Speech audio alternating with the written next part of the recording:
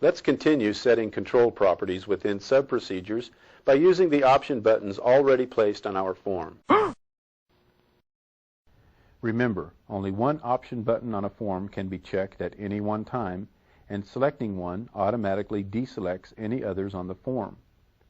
We can control the background color of our picture box by checking the values of the option buttons.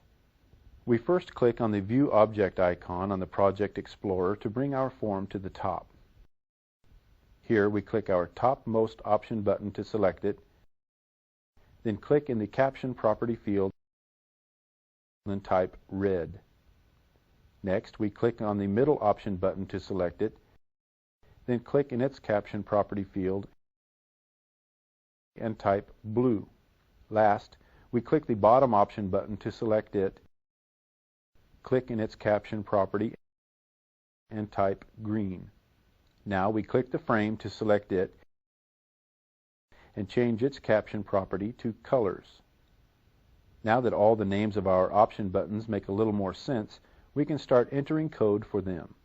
We double-click the red option button and we are returned to the code window. In the upper right corner, the procedure listed is click. For the click procedure with the red option button, we type PCT underscore pict1 dot backcolor equals VBRed. This will turn the background color of our picture box red when it is selected by the user. We highlight the line we just typed, click Edit in the menu bar, and we choose the Copy command. Next, we click the View Object button in Project Explorer and double-click the blue option button to return to the code window. We press Ctrl plus V to paste a copy of our line here and change the red listing in our line to blue. Next, we click the View Object button in Project Explorer and double-click the green option button to return to the code window. Now we press Ctrl plus V to paste a copy of our line in the click procedure for the green option button and change red to green. The values we are using are predefined constants, and Visual Basic allows us to use them anywhere in a program instead of entering actual RGB color values.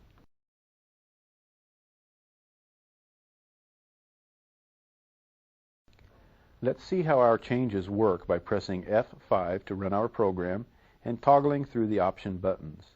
Notice the background color of our picture box changes as we select options, and we can still load the bitmap picture file associated with the picture box by clicking the checkbox at the bottom of the form.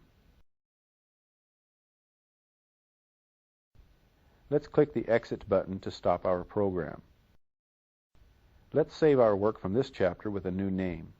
Because we have previously saved these files, the save process will be a little different. When Visual Basic saves a project file, it simply saves the information it needs to locate and loads the files of our program. Unfortunately, it doesn't save the form. We must do that ourselves.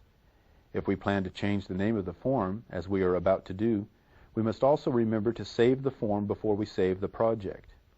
If we don't do this, then the project file will be pointing at the previous version of the form, in this case the Chapter 2 form. If we change the form's name first, the project's links are updated to point to the new form, and we can then save our project. So let's save our form. From the File menu, select the Save Chapter 2 .form as command. In the dialog box that appears, we type Chapter 3 and click the Save button to save the new form. Next, from the File menu, we select the Save Project As command. In the dialog box that appears, we again type Chapter 3 and click the Save button to save the updated project.